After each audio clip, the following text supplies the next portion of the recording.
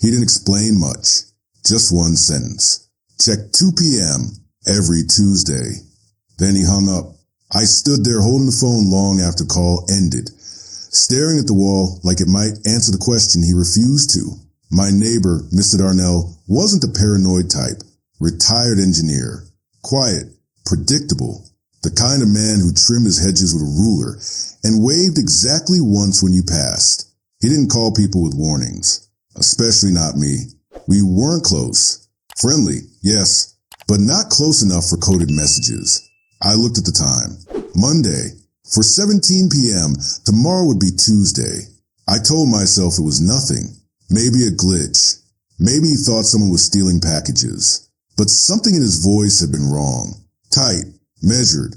Like someone choosing words carefully because they might be overheard. That part stuck with me. I walked into my home office and opened security system dashboard. I installed it myself 3 years ago after a break-in 2 blocks away. 8 cameras. Full perimeter. Cloud backup. Motion alerts. I rarely check recordings unless a notification popped up. My life wasn't dramatic enough to require surveillance. Until now, I scroll back through archive footage. Tuesdays. 2 p.m. The previous week loaded. The driveway was empty. Mail truck at 1:52. Nothing unusual. Then at exactly 2:03 p.m., a white van entered the frame. No logo. No plates visible from that angle. It parked directly across the street. Engine idling. I leaned closer to the screen. The van stayed there for 9 minutes. No one exited. No one approached my house. Then it drove away. I felt a small chill, but told myself it could be coincidence. Delivery vehicle. Contractor. Wrong address. I clicked back another week. Same time. Same van. Same parking spot. Same 9-minute window. My stomach tightened. 3rd week. Identical. The pattern wasn't subtle. It was deliberate. Always Tuesday. Always 2 p.m. Always 9 minutes. I rewound the footage frame by frame. The windshield reflected too much light to see inside. Windows tinted dark. The van never moved closer. Never attempted entry. It just watched. Or waited. I switched to my side camera that covered the backyard fence line. Nothing. Then the garage camera. Empty. Front porch. Still. But when I zoomed into the street camera at 2:07 p.m. on the 2nd week, I noticed something that made my pulse jump. A faint flicker in my living room window. A reflection that shouldn't be there. I cross-checked with the interior camera I kept disabled for privacy. It was off. Always off. I physically unplugged that 1 month ago. I stood up and walked into the living room slowly, staring at the exact window angle captured in the footage. The reflection could only have come from inside the house, not from the street. My mouth went dry. I hurried back to the office and pulled up the system diagnostics log. Tuesday, 1:58 p.m., camera 5 temporarily activated. My heart slammed against my ribs. Camera 5 was the interior unit, the one unplugged. It showed a 2-minute live session at 2:01 p.m. Remote access, external IP address, then deactivated every Tuesday for 6 weeks. Someone was turning on a camera inside my house and watching. The van wasn't random. It was a signal, a confirmation. Someone nearby verifying something in real time. I checked user access. Only one account had administrator privileges. Mine. No secondary users. No shared passwords. I felt the air leave my lungs slowly. This wasn't random theft. This wasn't porch pirates. This was coordinated. System level access. Intentional. Quiet. And it had been happening under my roof for over a month. My phone buzzed again. Unknown number. I didn't answer. It stopped after 1 ring. A minute later, a text arrived. Did you check? No name. No punctuation. Just that. My hand shook slightly as I typed back 1 word. Yes. 3 dots appeared instantly. Then disappeared. Then 1 final message came through. Then you understand why I can't say more. I stared at the screen, heart pounding. This wasn't paranoia. This was surveillance. And if someone had access to my cameras, they might have access to more. I looked around my quiet house, suddenly unsure what was private anymore. Tomorrow was Tuesday, and 2 p.m. was less than 20 hours away. I didn't sleep that night. Every sound felt closer. Every shadow looked wrong. Tuesday was coming. By morning, my house no longer felt like mine. It felt staged, like a set someone else could watch at any time. I disconnected the entire security system from Wi-Fi at 9 a.m., then checked the router logs manually. There was again a remote login attempt scheduled for 1:59 p.m. every Tuesday, originating from an encrypted IP that masked its location through rotating servers. Not amateur, not random. Whoever had access knew how to cover their trail. I called my service provider pretending to troubleshoot lag issues. They confirmed something that made my chest tighten. The remote session had bypassed normal authentication through a back-end maintenance override. That meant either the manufacturer had a vulnerability or someone with internal access was exploiting it. I hung up slowly. Mr. Darnell had said, check 2 p.m., not be home, not hide, just check. That meant he knew it was happening in real time, which meant he could see it too. I glanced at the clock. 1:32 p.m. I had less than 30 minutes. I reconnected the system but mirrored the feed to a secondary offline laptop through a local capture program I installed years ago during a consulting job. If someone accessed my cameras again, I wanted a local recording that couldn't be erased remotely. At 1:58 p.m. exactly, the system log refreshed. My pulse spiked. 1:59 p.m. Camera 5 initializing. The unplugged interior camera flickered alive on the dashboard. I hadn't physically reconnected it, yet there it was. Live feed, my own living room, from inside the ceiling corner. The angle was slightly adjusted this time. It zoomed in, not toward the couch, not toward the door, but toward my desk across the room. My desk drawer, the top right one. My breath went shallow. That drawer contained nothing valuable, just old documents, warranty papers, a backup USB drive. Then it hit me. The USB drive. I'd forgotten about it. It contained archived financial records from a consulting project 5 years ago. Nothing illegal, nothing dramatic, but proprietary infrastructure designs. High-level access mapping for regional networks. Sensitive enough to matter. The camera zoomed tighter. The feed froze for half a second, then stabilized. Someone was adjusting it remotely. At 2:03 p.m. exactly, the street camera showed the white van pulling up again. Same spot, engine idling. My hands trembled as I split-screened both feeds. Interior camera, van outside. This wasn't coincidence. It was confirmation. The van wasn't spying. It was receiving or transmitting. At 2:04 p.m., my router log showed a data spike. Large outbound packet transfer. Encrypted. My stomach dropped. They weren't just watching. They were copying something. I moved quickly. I yanked the Ethernet cable from the router entirely. The interior camera feed cut instantly. The log froze. Silence returned to the house like a held breath finally released. Outside, the van idled for another 30 seconds, then drove away. I replayed the captured footage on the offline laptop. Clear as day, the camera had activated, zoomed, and held focus on my desk drawer. That wasn't random movement. That was targeting. I opened the drawer carefully. The USB drive sat exactly where it always had, untouched physically. But if they had accessed my local network, they could have reached the desktop backup synced years ago. I rushed to my office computer and checked recent access logs. At 2:02 p.m., a remote command attempted to query local storage directories. Blocked because the machine wasn't connected to the network at that moment. I hadn't realized my paranoia about keeping work devices offline would matter this much. My phone buzzed again. Unknown number. This time I answered. Silence for 2 seconds. Then a distorted voice said quietly, "Reconnected next week." The line went dead. My blood ran cold. They expected compliance. Like this was routine. Like I was part of it. I stared at the silent house around me. Every wall suddenly feeling thinner. Mr. Darnell hadn't warned me about theft. He'd warned me about infiltration. And whoever was inside my system wasn't just watching for curiosity. They were searching for something specific. something they thought I had. I looked at the USB drive in my hand and realized something worse than being watched. I wasn't the target. The data was. And someone believed it was worth risking exposure for. I didn't call the police. Not yet. This was bigger and too precise.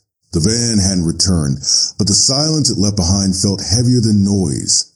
I locked every door, shut every blind, and sat at my desk staring at the USB drive like it might explain itself.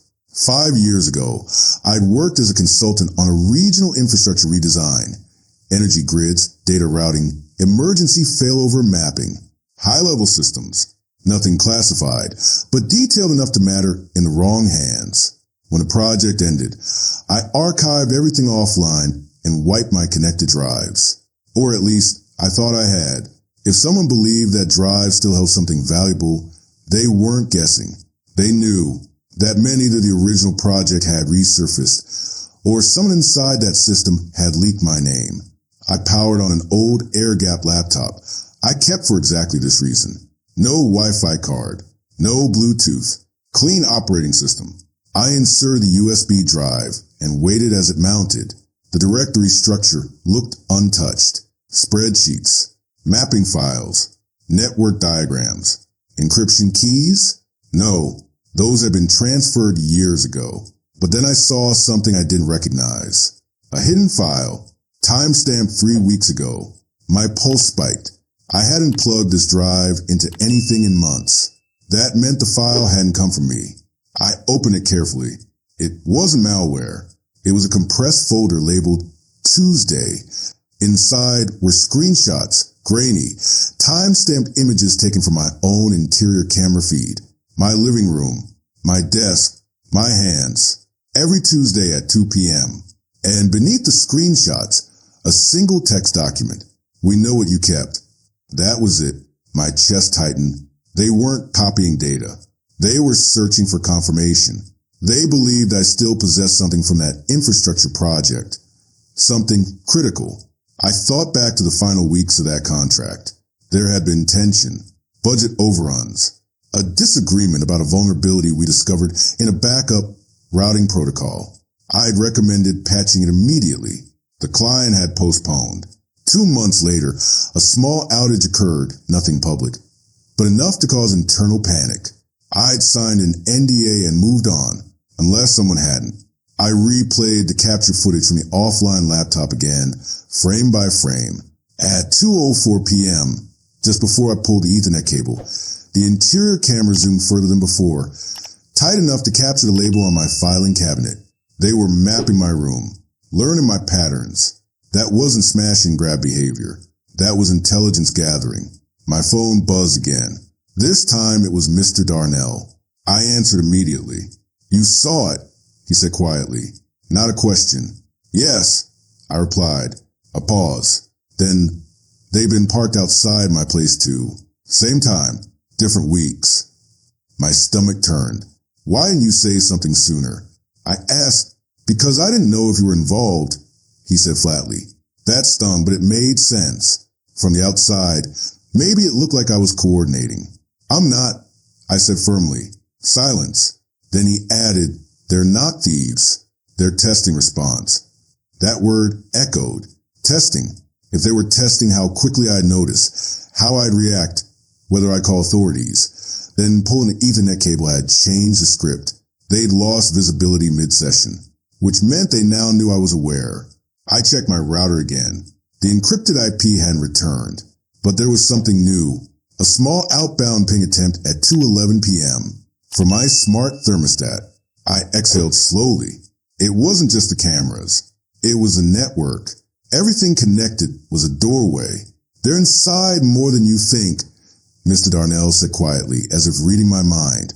I leaned back, heart pounding steadily now instead of racing. Fear was shifting into focus. Whoever was probing my home believed I had something critical. They were patient, coordinated, technically capable, and bold enough to park in plain sight every week. I looked at the screenshots again, then at the text file. "We know what you kept." They were wrong about one thing. I didn't know what I kept either, and that meant I was about to dig deeper than they expected. I stopped reacting. I started digging, because panic feeds predators, and clarity traps them. The screenshots weren't random intimidation. They were reconnaissance, which meant someone believed I had retained something far more valuable than a few outdated diagrams. I reopened the infrastructure archive carefully and searched metadata, not file names, hidden attributes, embedded comments, system tags. That's when I saw it. One configuration file labeled temp_patch_route 17. I remembered that argument vividly now. Route 17 had been a vulnerable failover line, an emergency reroute path connecting 3 regional substations. During testing, we discovered that under a specific load condition, the backup authentication key defaulted to a static string for 8 seconds. 8 seconds of open access. It was supposed to be fixed immediately. Instead, it was postponed to Phase 2. Phase 2 never came. I opened a file and read through it slowly. The patch script was incomplete. A comment in my own handwriting read, "Client refused deployment. Risk unacceptable." I had kept the unfinished patch locally in case the client reconsidered. I never deleted it, because engineers don't delete warnings. We archive them. If someone still had access to that vulnerable infrastructure, and if it had never been corrected, this file wasn't just a patch. It was leverage, or worse, a blueprint for exploitation. My pulse slowed into something colder. This wasn't about corporate espionage. It was about infrastructure control, power grids, hospitals, emergency systems. If Route 17 was still live and still flawed, someone could force controlled outage, trigger cascading failures, or test penetration points without immediate detection. And if they believed I kept the final override key, they might be trying to confirm whether I had the only safe fix. I cross-referenced the client's name with recent public records. 2 months ago, they had been acquired by a larger holding company with ties to international energy distribution. Ownership had changed. Oversight had shifted. If vulnerabilities existed, they might not even know. Or worse, someone inside might. My phone buzzed again. This time it wasn't unknown. It was a block number routed through an internal exchange prefix I recognized from my consulting days. I answered without speaking. The distorted voice returned. "You disconnected early," it said calmly. No anger, just observation. "You were copying files." I replied evenly. A pause. Then, "We're verifying integrity." I felt a tightness in my jaw. By breaking into private networks? Silence stretched for 3 seconds. Then, "Reconnect next Tuesday. We'll confirm the patch." The line clicked dead. Confirm the patch. They weren't asking if I had it. They were assuming I did. I walked into my garage and checked something I hadn't thought about in years. A locked metal case stored behind old toolboxes. Inside were paper printouts from the final days of that project. Handwritten notes. Hash strings. A master authentication override generated during testing and never deployed. I stared at the sequence printed on faded paper. If this key still matched the live infrastructure, it could close the vulnerability instantly. But in the wrong hands, it could also grant temporary administrative control during that 8-second window. The van wasn't just surveillance. It was proximity verification. A field team confirming network response while someone remote attempted entry. They weren't criminals in hoodies. They were coordinated operators. And they believed I still held the final missing piece. I returned inside and powered down every smart device completely. Then I called Mr. Darnell. "It's not about my house," I said quietly. "It's about the grid." Silence. Then he exhaled slowly. I was afraid of that. There was only one move left that wouldn't escalate this privately into something dangerous. Because if I tried to confront them alone, I'd become a liability. I looked at the printed override key in my hand, then at the archive patch file on the offline laptop. They thought they were testing me. They didn't realize I was about to bring this into a room they couldn't control. I didn't call a lawyer. I didn't call the company. I called the one agency that handles quiet threats. The FBI field office wasn't dramatic. No flashing lights. No long waits. Just a secure desk and a man who listened without interrupting. I didn't start with theories. I started with proof. Router logs. captured footage, the van timestamps, the remote access attempts. Then I placed the printed override key and the archive patch file on the table. If Route 17 is still active, I said evenly, this vulnerability exists right now. The agent didn't blink. He asked 3 precise questions. Was the infrastructure still operational? Yes. Was the key valid at last test? Yes. Did anyone else know I retained it? No. He nodded once and stepped out of the room. When he returned, there were 2 more people with him, Cyber Division. They took my offline laptop, mirrored the drive, verified timestamps. The screenshots from my own camera were the moment the room shifted. They're conducting signal verification. One of them muttered, field presence, remote access handshake. That was the same conclusion I'd reached. The agent looked at me carefully. Why didn't you delete this years ago? He asked. I didn't hesitate, because I knew someone would ignore it. He held my gaze for a long moment, then nodded slowly.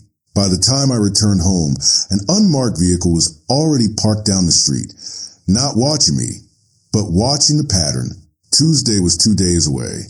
They asked me to reconnect the system as requested, to let it play out, controlled observation. I agreed under one condition, no silent escalation inside my house without my knowledge. They agreed. Tuesday arrived heavier than the last. At 1:57 p.m., the agents were staged discreetly, 2 houses down, one monitoring a mobile command unit further out. My system was reconnected exactly as it had been before. At 1:59 p.m., the interior camera activated again. Same zoom, same angle toward my desk. But this time, the FBI mirrored the live feed in real time. At 2:02 p.m., the van rolled into position. Same white exterior, same 9-minute window. But this time, they didn't just idle. A signal analyzer in the mobile unit lit up. Short-range relay. One agent whispered through my earpiece. Encrypted burst transmission. At 2:03 p.m., the outbound data spike began again. But this time, they traced it, not to random servers, but to a Shell Corporation routing node linked to an overseas energy consortium currently under investigation for infrastructure probing. The confirmation lasted 6 minutes. Then, at 2:08 p.m., the van doors opened for the first time. 2 men stepped out, casual clothes, no visible equipment. They weren't checking houses. They were calibrating signal strength using line-of-sight triangulation with the relay. At 2:09 p.m., unmarked vehicles boxed the van silently from both ends of the street. No sirens, no shouting, just controlled movement. The 2 men froze mid-step. Within seconds, they were detained.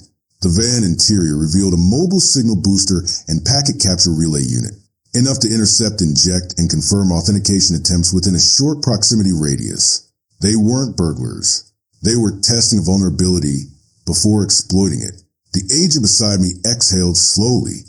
They were confirming whether you still had the key, he said. If you reconnected consistently without interference, they would have assumed the patch wasn't deployed, meaning they were weeks away from exploiting Route 17. I felt something between anger and relief settle in my chest. They hadn't wanted my data. They'd wanted confirmation of weakness. My home had simply been the easiest bridge to it. That evening, the FBI contacted the infrastructure company directly. Emergency patch deployment initiated under federal oversight. The vulnerability closed. But that wasn't the end, because someone inside that company had known the flaw still existed, and they had sent operators to confirm it. It wasn't random. It wasn't foreign alone. It was internal, and it was deliberate. The arrest made headlines 2 days later, but the real shock came quietly through internal briefings. The 2 men in the van weren't freelancers. They were contracted field technicians linked to a Shell vendor hired by a subcontractor inside the energy holding company that had acquired my former client. That subcontractor had access to system maintenance schedules. They knew Route 17 hadn't been patched. They knew the vulnerability window still existed. What they didn't know, until they probed my home network, was whether I still retained the final override key that could permanently seal it. My archive file had become their confirmation target. The FBI didn't need my testimony to connect the dots. They followed money trails. internal emails, procurement authorizations disguised as network resilience testing. Someone had authorized reconnaissance without triggering corporate oversight protocols. That meant one thing: plausible deniability. If they could verify the flaws silently and exploit it during peak load conditions, they could manipulate regional distribution markets, force short outages, then profit from energy volatility. 8 seconds of access was all it took to trigger cascading alarms and reroute demand. They hadn't needed my house for data extraction. They needed it for signal validation. My archive camera access had become their calibration point. 3 weeks later, federal investigators arrested a senior infrastructure analyst inside the holding company. His role gave him visibility into patch deferrals and legacy system vulnerabilities. He knew exactly where the weakness lived, and he knew I had once documented it. Internal communications revealed something colder than greed. He had searched archive consultant records and flagged my name as the only external engineer who retained an undeployed override key. Instead of approaching legally, he authorized external probing to confirm whether the keys still existed and whether I was aware of the flaw. He miscalculated one thing. He assumed I'd ignore it. The day the vulnerability was formally patched under federal supervision, an agent called me personally. Route 17 is sealed, he said simply. 8 seconds of weakness, closed permanently. The analyst now faced charges tied to attempted infrastructure manipulation and conspiracy. Mr. Darnell knocked on my door that evening. He didn't say much, just handed me a small envelope. Inside was a printed screenshot from his own camera. The first Tuesday they parked near his house before moving to mine. I almost didn't call, he admitted quietly. I nodded. You did, I said. That was enough. Life didn't return to normal immediately. I replaced every smart device with hardwired systems, air-gapped sensitive machines permanently. And I documented everything in writing, because vulnerabilities don't disappear just because one door closes. They migrate. Weeks later, I received one final call from the FBI. The agent's tone was calm. They weren't planning a blackout, he clarified. They were planning a fluctuation, something subtle, enough to test market manipulation without public panic. I understood immediately. Quiet exploitation, profitable chaos. Invisible to most, they had underestimated 2 things. The first was my memory. The second was my refusal to ignore patterns. The white van never returned. The camera never activated again. Tuesday at 2 p.m. became just another quiet hour in the week. But I never forgot the lesson. Surveillance doesn't always mean you're the target. Sometimes you're just a test case. And sometimes the only thing standing between vulnerability and disaster is one person who decides to check the footage instead of dismissing the feeling. When Mr. Darnell called, he didn't know he was interrupting an operation tied to infrastructure exploitation. He just knew something didn't feel right. That was enough. Because 8 seconds of weakness is all it takes. Unless someone closes a door before it opens.